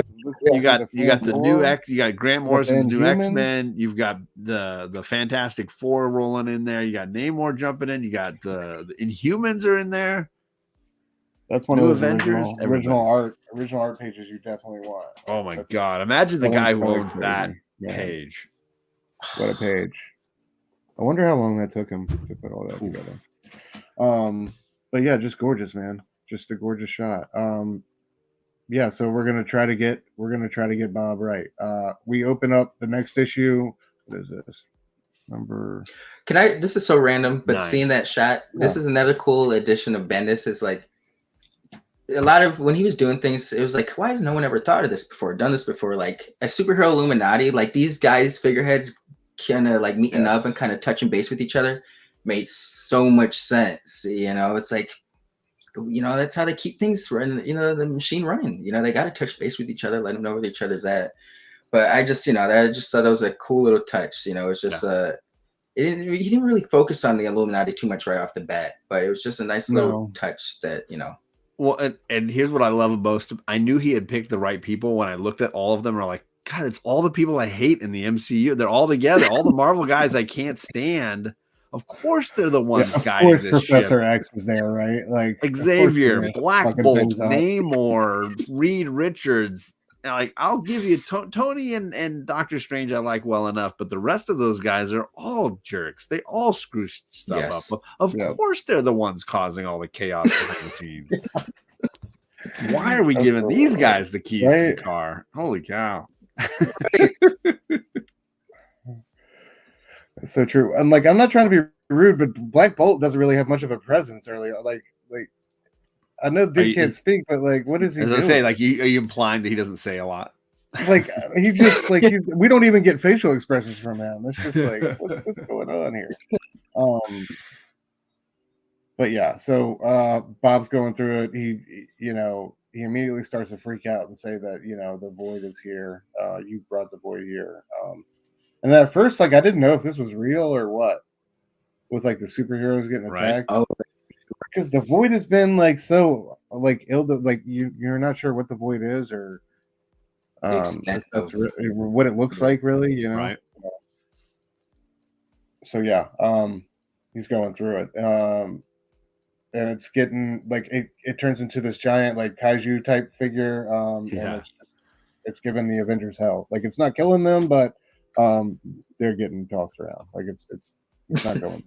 This holy crap! Yes, this is so good.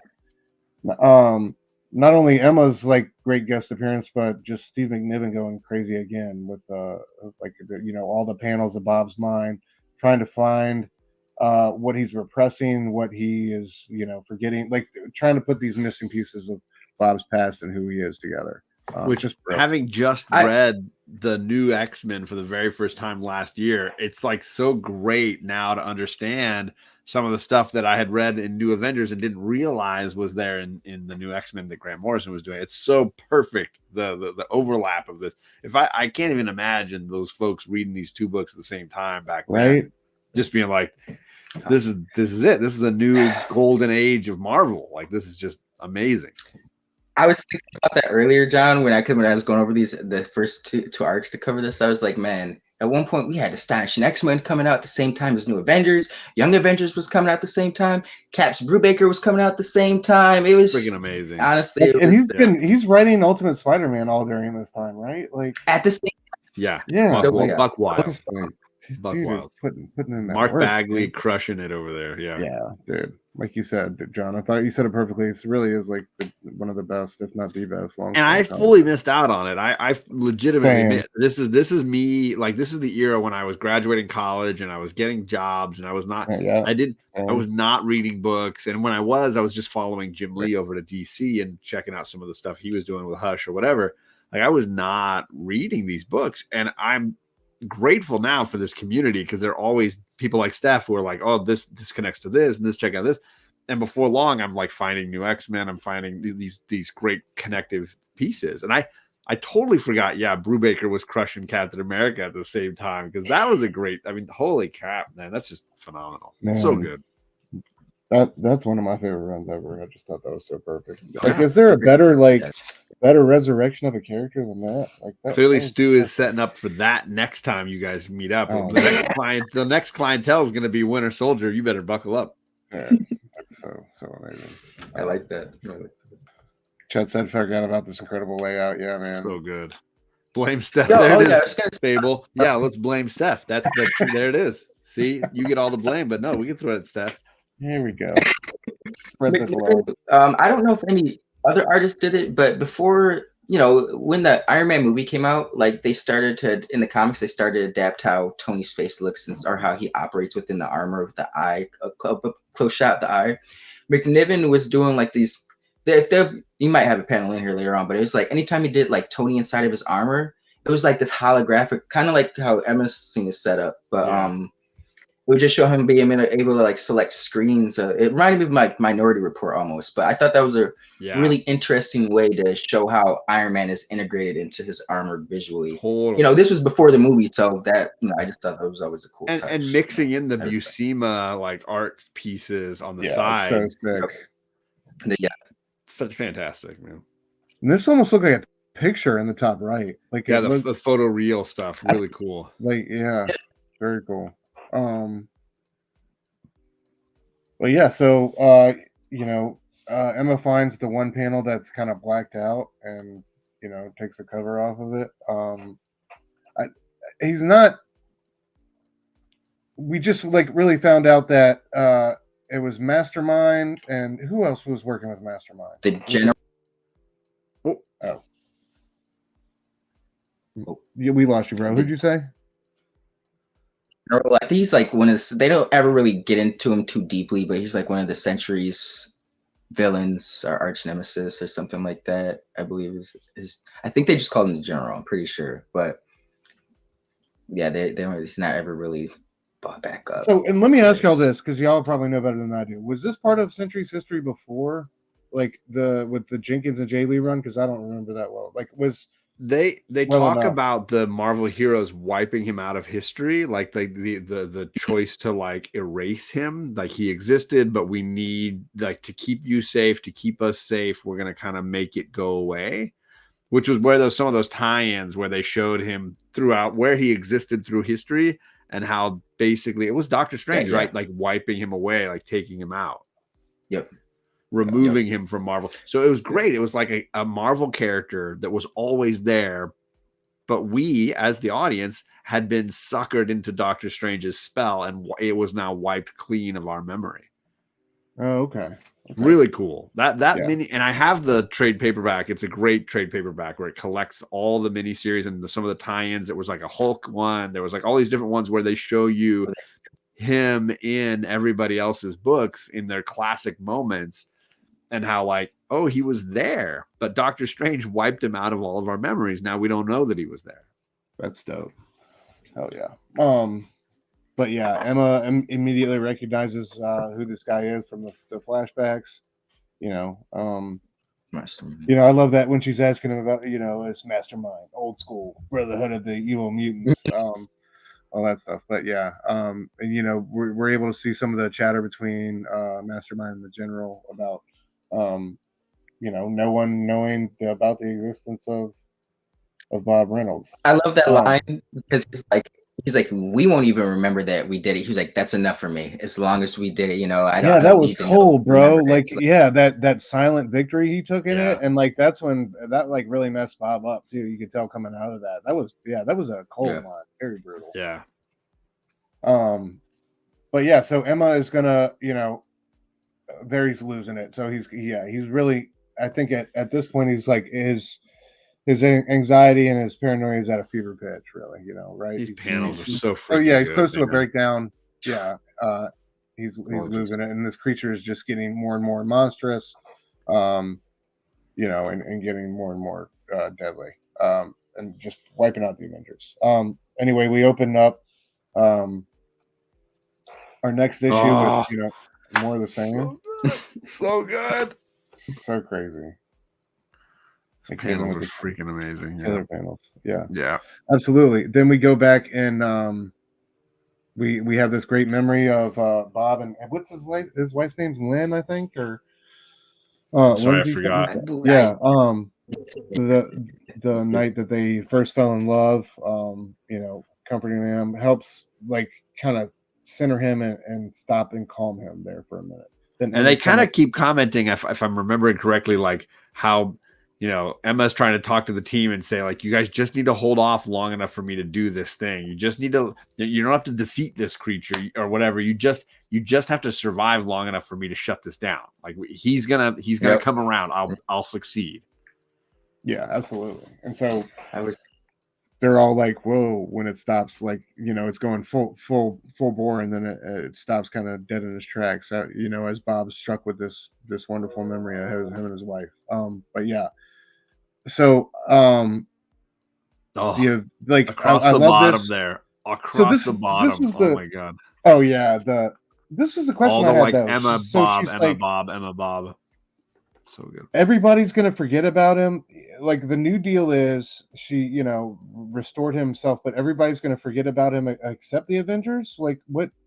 Because he's well, everybody. I thought he said that everybody's still not gonna know who he is, but but she's like, but you'll have a spot on the Avengers. I was just confused by that. Like, I don't know. They might not know of him from the past. Like, he's going to be a new hero to the public, even though he's been there before. But it's kind of like a rebirth for him. Like, they know who he is. They know what he's done in the past. Yeah. Okay. It's like comic book thing, right? We're going to insert you in our current timeline, but we won't retroactively do anything. Yeah. So regardless, the exchange between him and Emma is definitely a highlight, both story wise and with McNiven's art. Yeah, like you said, John, here at the bottom, she, this is like the final. She's like, "Are you sure?" And she kind of sets him free. There it is. And then we get this great shot of him kind of just reborn. And then he's consoling his wife and hugging her, and they're reunited, and he's kind of whole again.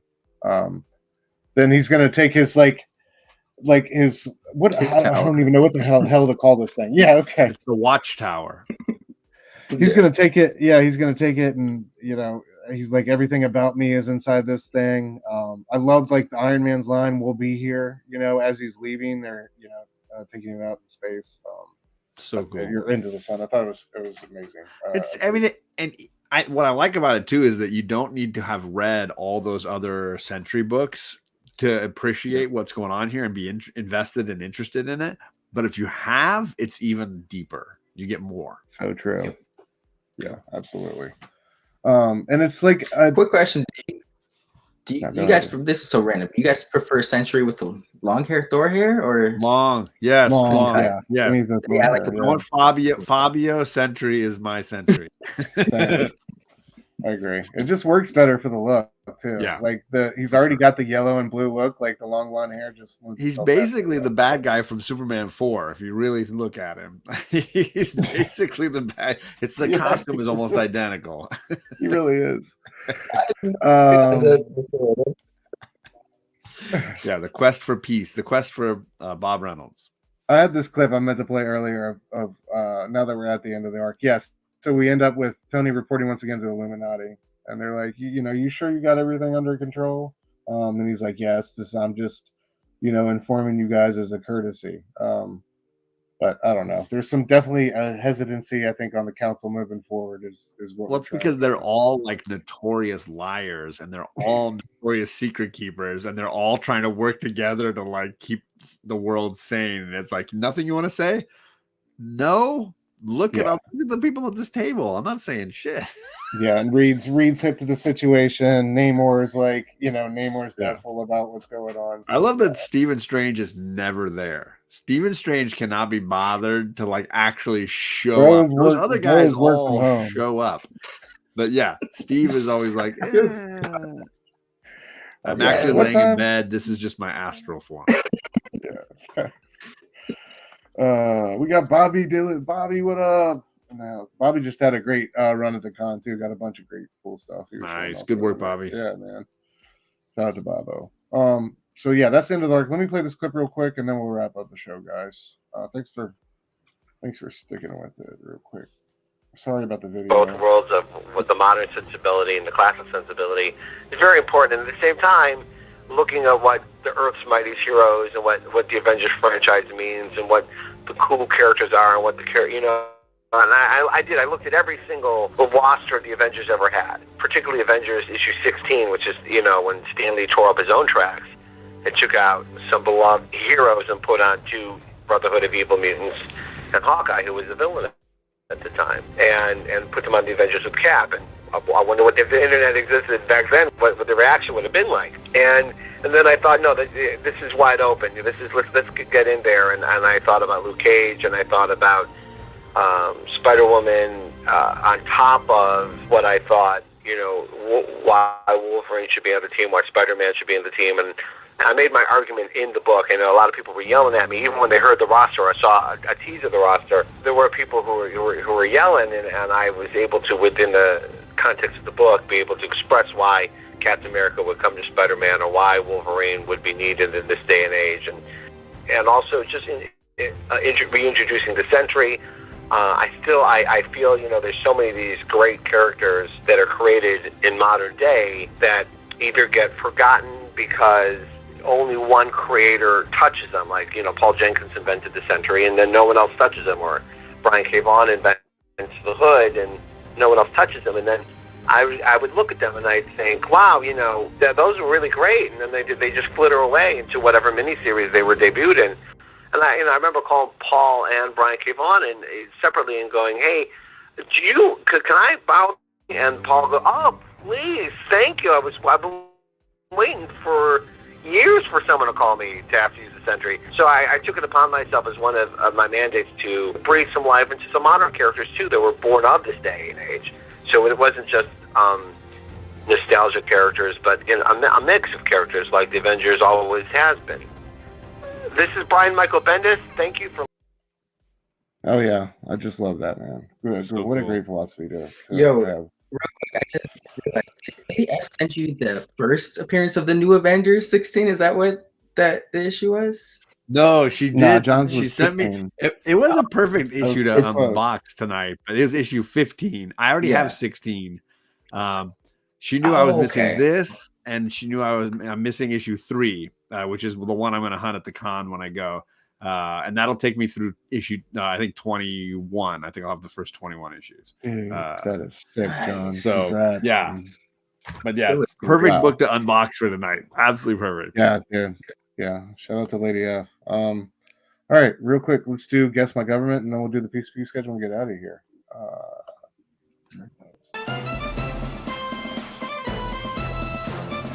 Guess who? Government? Ah, the government! Hey guys, this is where we try to, guess somebody, the superhero identity, a name. This gentleman appeared tonight, and I thought he had such a great porn style type name that we had to feature him. Jerk Garthwaite. Do we have any guesses about that? Man, I don't know. Yeah, well, when I close my eyes, I see this thing. It's like this big sign. And the name is in like bright blue neon lights with like purple outline. And this name is just so bright and so sharp that the sign, it just blows up because the name is just so powerful.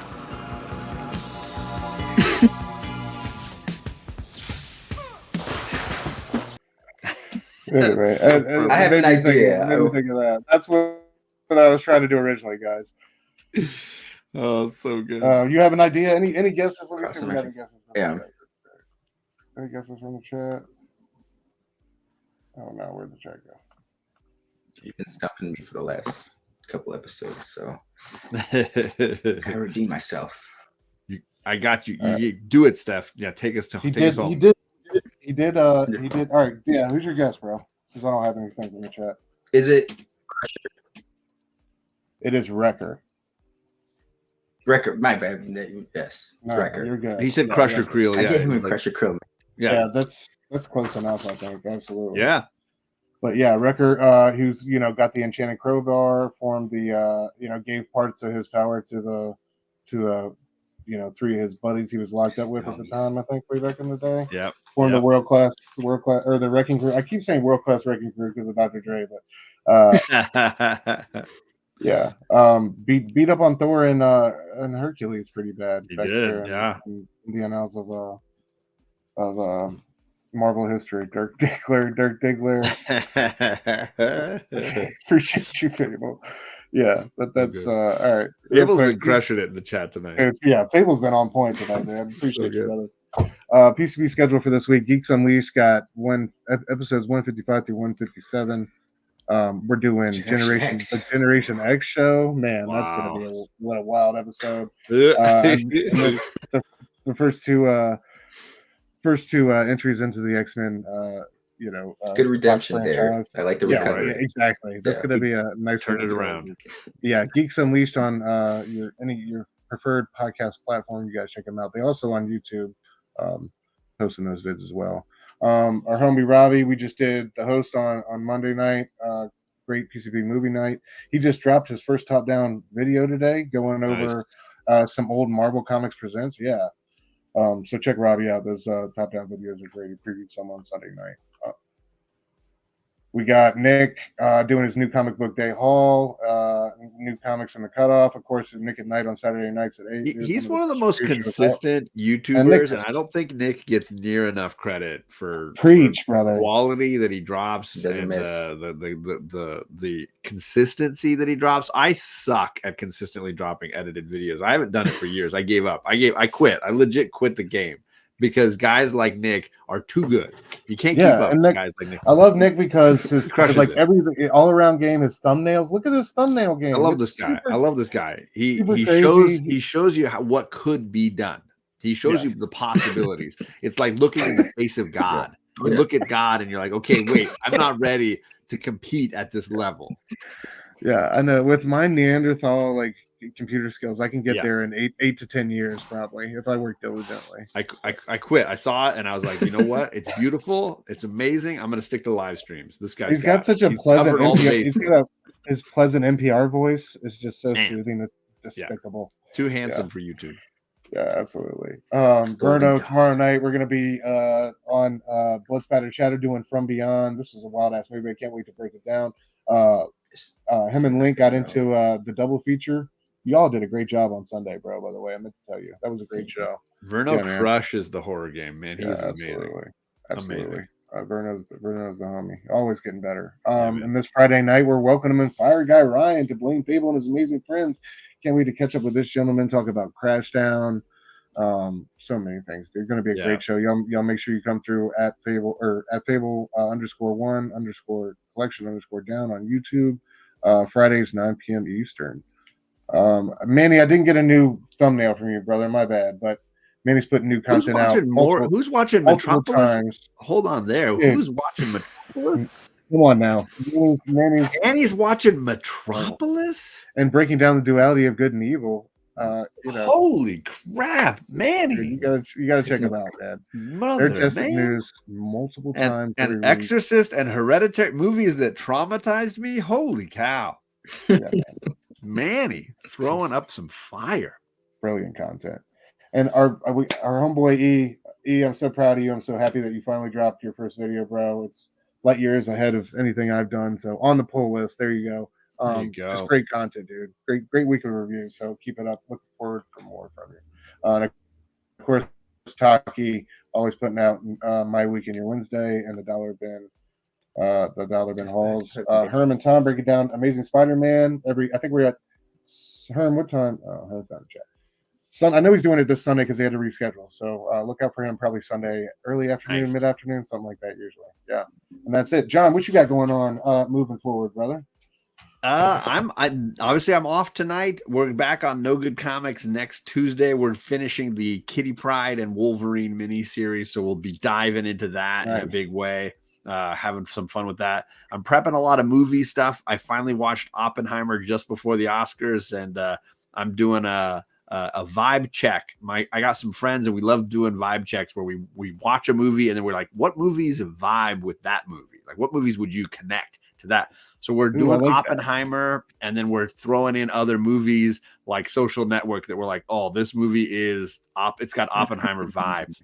So we'll be doing an Oppenheimer vibe check at some point here, and then continuing on with Good Times talking about Omni X-Men books.